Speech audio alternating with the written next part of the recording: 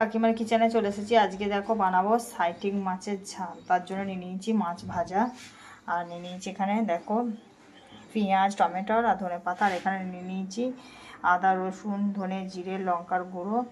এটা মানে মাংসর মতন কষিয়ে ভালো করে রান্নতে হবে, তাহলে খেতে টেস্টি হবে। কড়াইয়ে তেল দিয়ে দিয়েছি, তেল গরম হয়ে গেছে। এখন দিয়ে দেবো কেটে রাখা পেঁয়াজ আর টমেটো।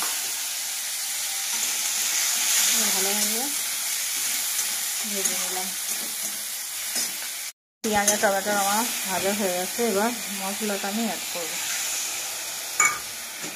এটা ভালোভাবে কষিয়ে নেব। বন্ধুরা, আমার মশলাটা কষানো হয়ে গেছে। এবার আমি এতে জল অ্যাড করে দেবো, আর দিয়ে দিলাম স্বাদ মতো লবণ। এবার ভেজে রাখা মাছগুলো অ্যাড করে দিলাম।